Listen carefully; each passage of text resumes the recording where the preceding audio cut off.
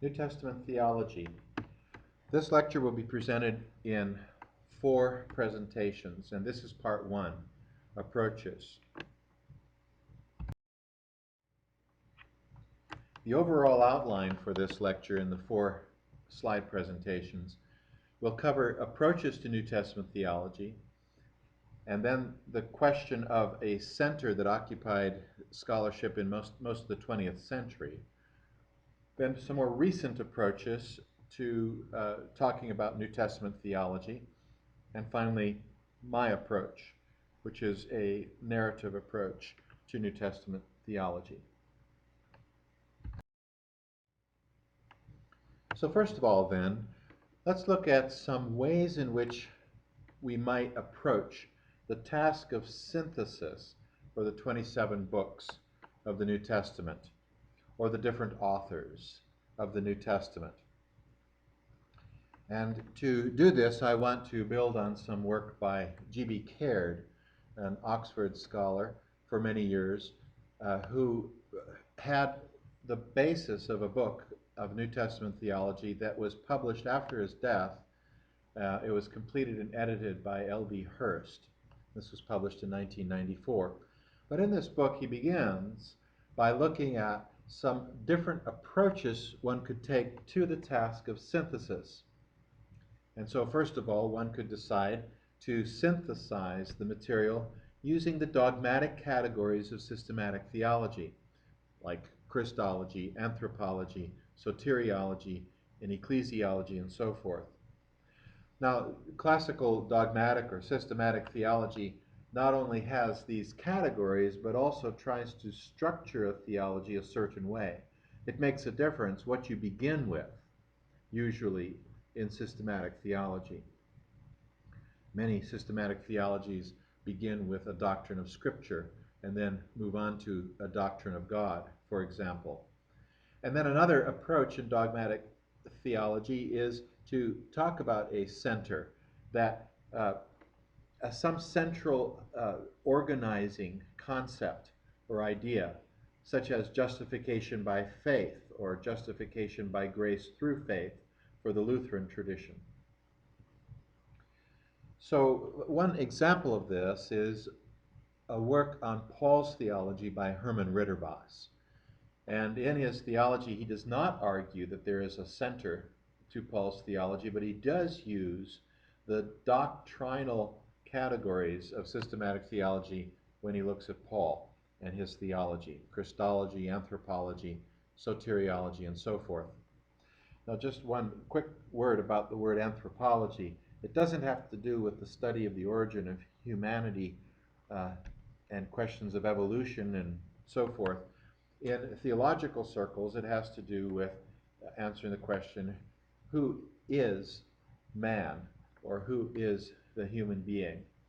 And so one primary focus for anthropology is the doctrine of sin, but also the language from Scripture about the person understood as body, soul, spirit, mind, will, and then the question is, and what's the overlap between the Hebrew terminology and the Greek terminology of the New Testament? So this would be one approach to take. Now, another approach would be to work more with time in view, a diachronical approach. And in Old Testament studies, you can imagine that that is a rather significant aspect, since there are hundreds of years. Time is far more compressed for New Testament theology.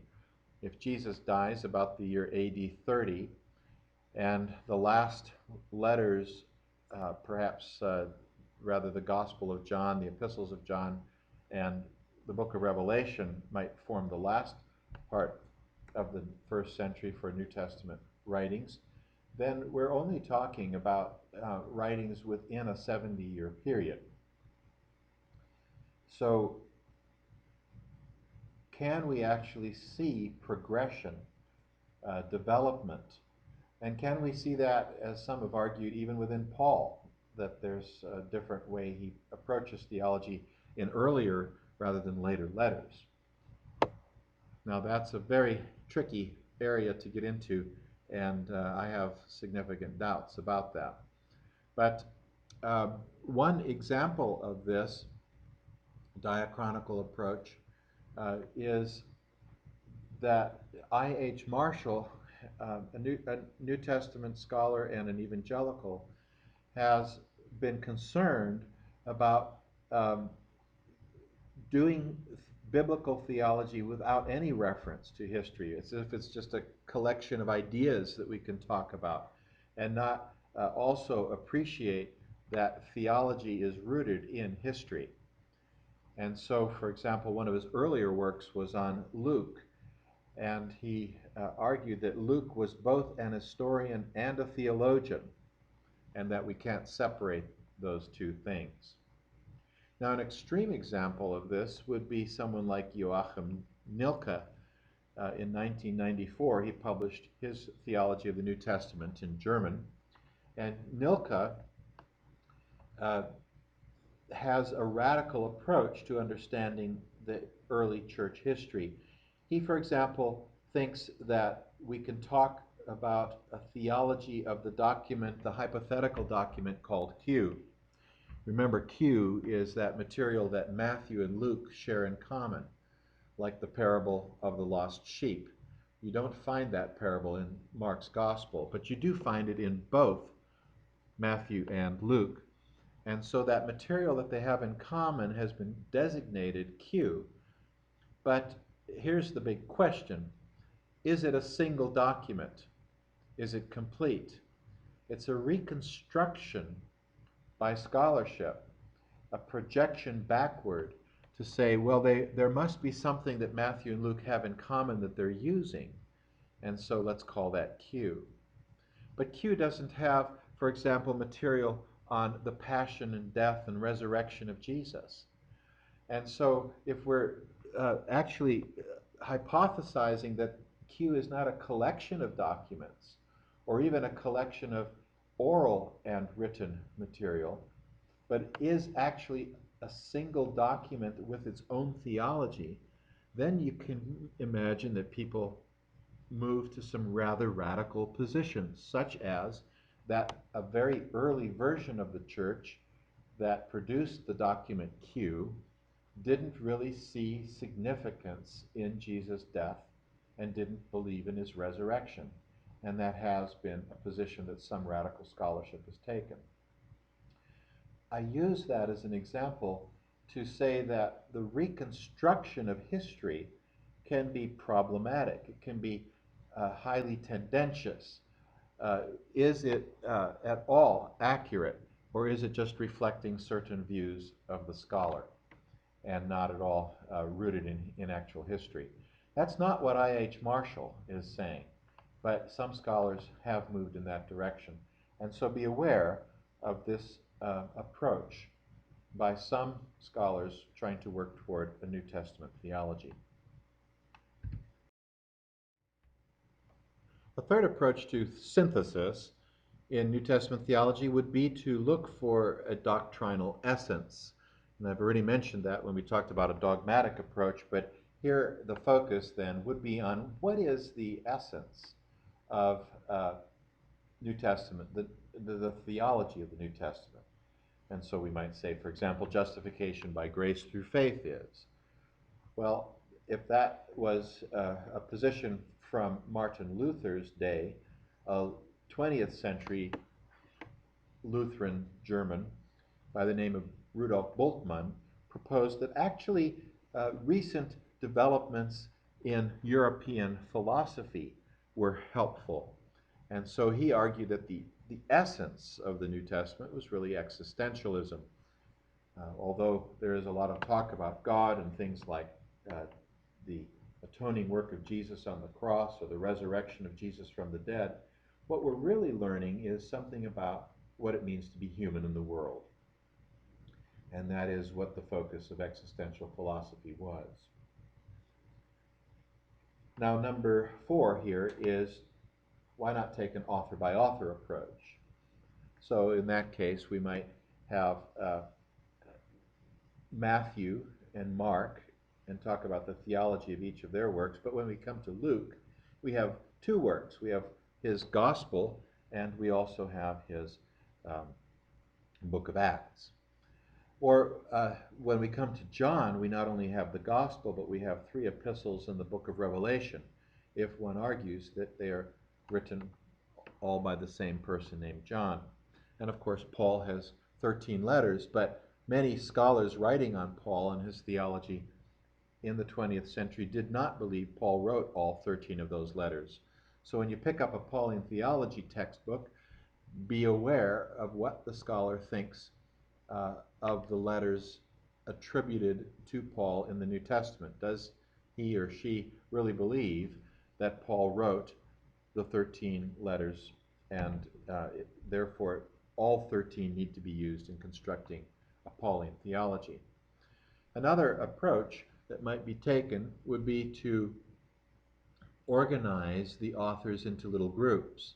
For example, according to genre, you could take four gospel writers, you could take the epistles, you could take the apocalypse on its own.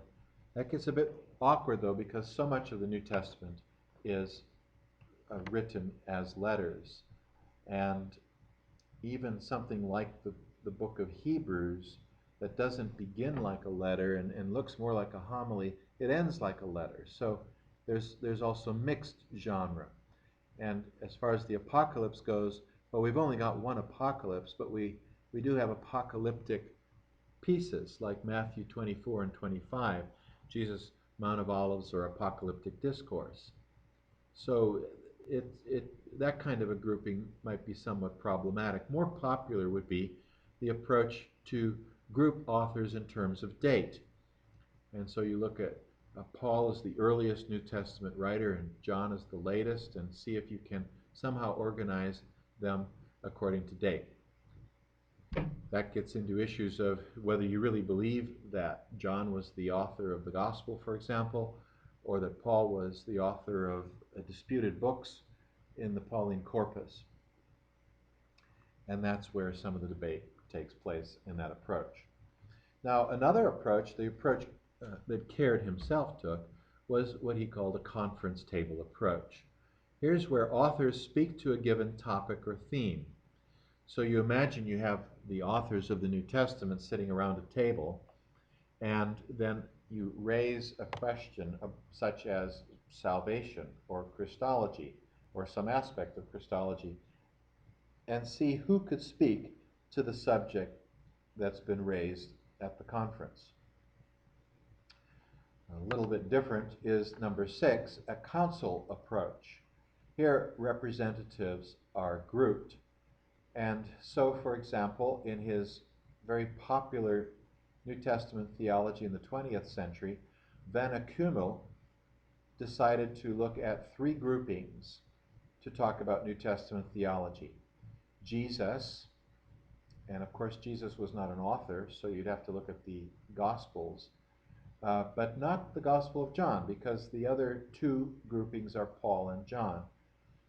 And the idea here is that you can develop a theology around Jesus, who he was, what he said, what he did, and then Paul's theologizing for his churches about Jesus, and John's theologizing in his gospel and epistles, and perhaps the book of Revelation could be added. Now, another approach in the council approach option would be that offered by James Dunn back in the 1970s in a book called Unity and Diversity in the New Testament. He believed that you could group the New Testament writings into 4 groups, 4 types of early Christian Christianity. One type would be a Jewish version of Christianity. That might be represented, for example, by Matthew's Gospel or by the epistles of James and Jude. And another type would be a Gentile version of Christianity. And here, of course, you'd have Paul, the missionary to the Gentile world. But the question then comes up, And where would a book like Hebrews fit in? It seems to fit in on the Jewish side, but not from Palestine, perhaps from the Gentile Hellenistic world. Uh, and so it's a different kind of representation. Is it Jewish or is it Gentile, one might ask? I'm going to come back in a moment to talk about an early Catholic grouping and just note that the apocalyptic grouping is fairly obvious when you think about the book of Revelation. As I mentioned earlier, Matthew 24 and 25 is an apocalyptic discourse of Jesus, and so there are parts of other writings that could fit into a representative of so-called apocalyptic Christianity.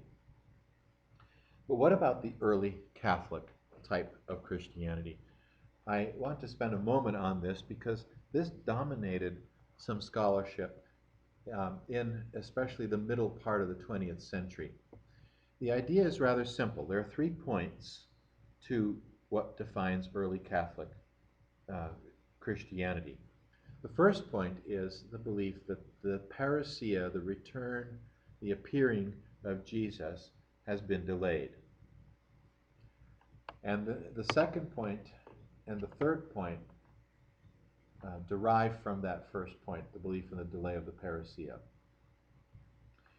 The second point is that if Jesus is delaying, then we need to organize the church a little bit more.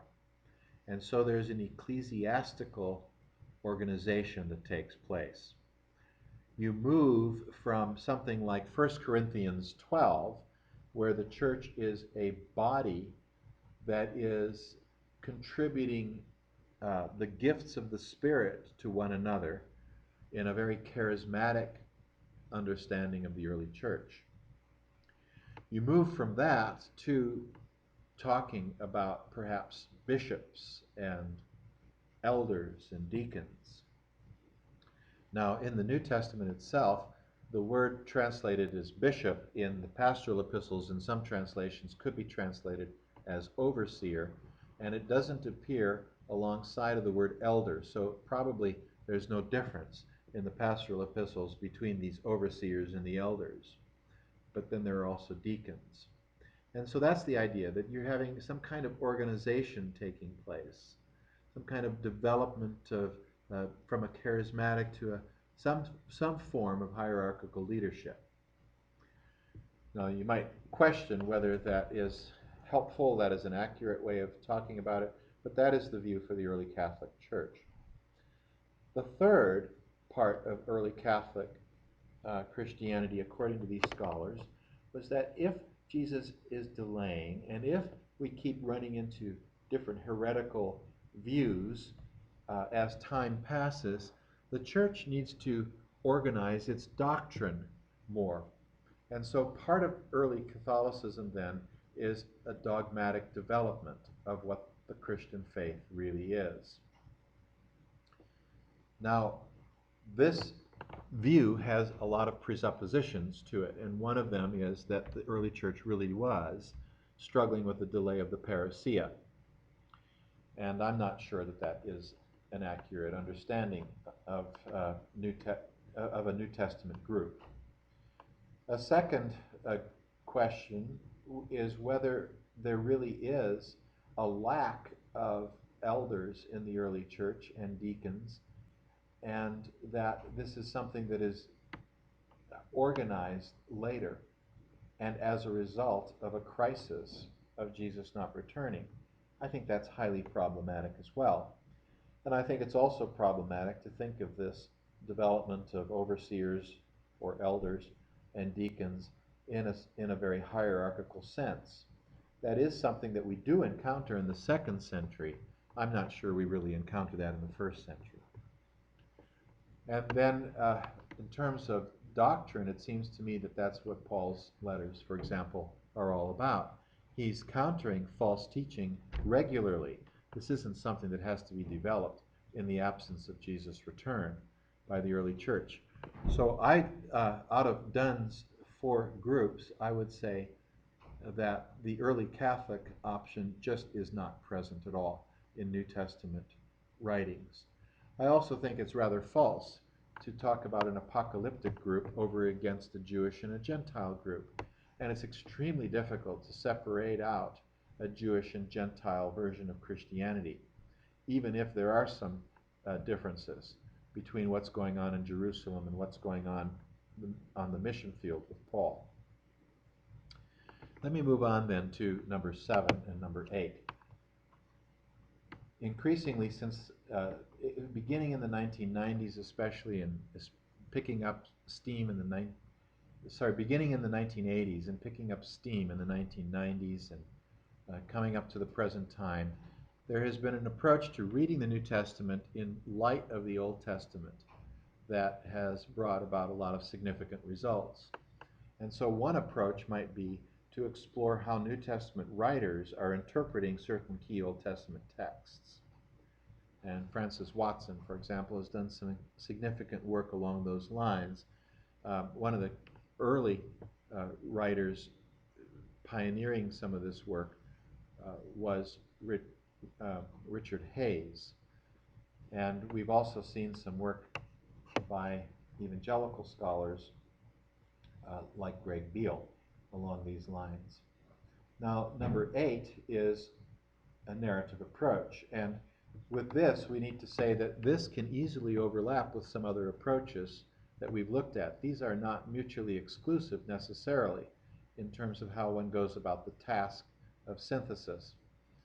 But the narrative approach is something that picks up in the 1980s and then grows to our present time, and is typically not just a singular approach where other ways of looking at synthesis are absent, but it is a significant addition to what approaches from the time, say, of the 1960s. So here are the options of how you can go about a synthetic task in the task of New Testament theology.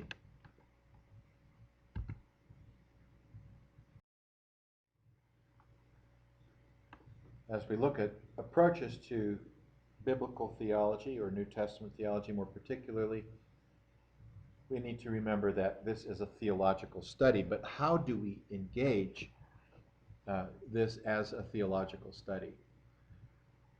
We can understand this in terms of asking after the convictions of a particular biblical author. So we might be talking about Matthew's theology or Mark's theology. And then the further synthetic question is, and how does Matthew's theology synthesize with Mark's theology? Or more classically, how does what Paul says about salvation and justification relate to what James says in his epistle about justification and works? Now, the caution here is to pause long enough to understand what a biblical author's theology is, rather than rush from one author to the other with sweeping categories that might mask the contemporary scholars' own ideology and interests and theology, and actually have more to do with them than what we're actually seeing in the scriptures themselves. And the task of biblical theology needs to be to hear what the Bible is saying and not to read in our own categories and our own interests, so that we can't hear those.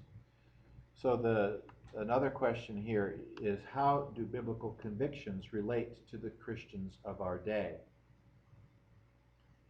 And this then is a caution, because many times people engage in biblical theology because they're interested in saying something about some practice or a theological view in the 21st century. And that again raises the problem of using the scriptures for some theology rather than hearing the theology of the authors themselves. Now, one question that we will be exploring in this class is whether we can have such a view of biblical theology that allows you easily to compare some part of the Old Testament to some part of the New Testament. And whether the ease with which we might move from one part of Scripture to the other is based on some overriding perspective of a 21st century author, or even 20th or 19th century author, or whether it really is what the text is saying. So categories like Reformed theology or Arminian theology or dispensational theology, or even categories by more biblical theological scholars like Jeff Niehaus's emphasis on covenant as the key. We need to ask whether those do work well enough. Does an author really have that perspective? Or is it that we're sitting above the authors and seeing connections that they themselves didn't see? And is that legitimate? And so we need to be asking that question when we read the different authors, but you might ask that question as you read someone like Jeff Niehaus, who's seeing covenant as the key to unpack not only the Old Testament, but also the New Testament.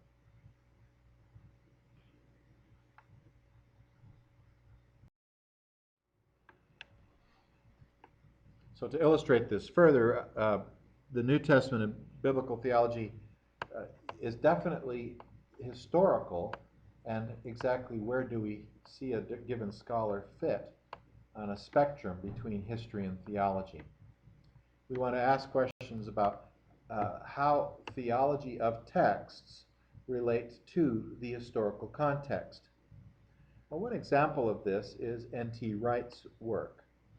He has taken an approach to New Testament theology that explores the worldview of the early Christians.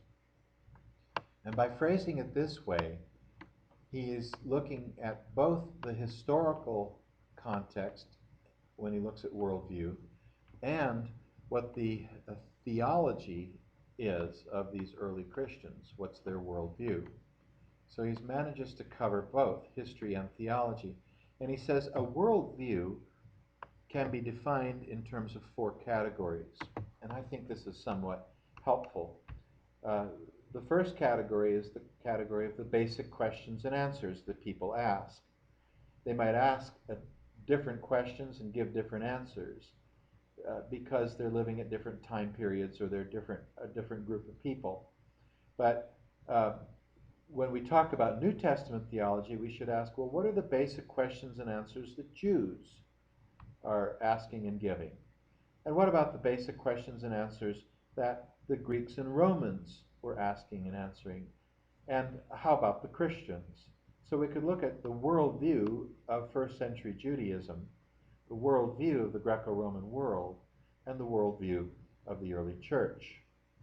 And it's possible that we might even break that down into more narrow categories. That is certainly part of the discussion. Is there a worldview of Palestinian Jews versus Hellenistic Jews?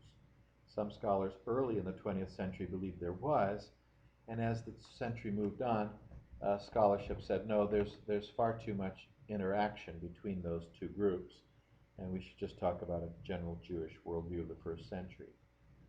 The second area to explore with worldview would be the area of narratives. And what are the stories that this group that we're looking at tells to define its life?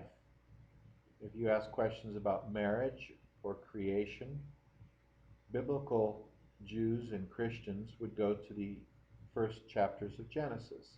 So here's a key story, the story of creation and the story of the fall, that from which our whole worldview flows. Third category for worldview is the category of symbols. And so, for example, in Judaism, the temple itself was a key symbol for the religion. And Then we could talk about practices. And in Judaism, the practice of circumcision, for example, or sacrifice, defined Judaism, or regular attendance at synagogue, and keeping the Sabbath day, and so forth. And in Christian circles, the practices that became primary were the practice of the Lord's table and baptism. But we can also talk about other practices of the early Christian community, like regular worship as well. So as we explore basic questions and answers, narratives, symbols, and practices, we can define the worldview of a particular group, and then we can contrast it to another worldview of another group.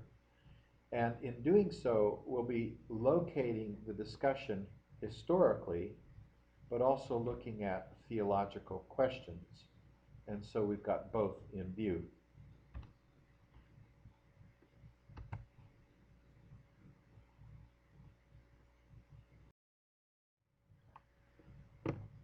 Finally, in this part of the presentation of the lecture, note that biblical theology builds on exegetical work and also informs exegetical work. That is, there is a dialectical relationship between the descriptive and synthetic tasks of biblical interpretation. Once we do our detailed study of certain passages and eventually formulate some understanding of the synthesis between them, then that takes us back to look at other passages, and we move back and forth between the trees and the forest.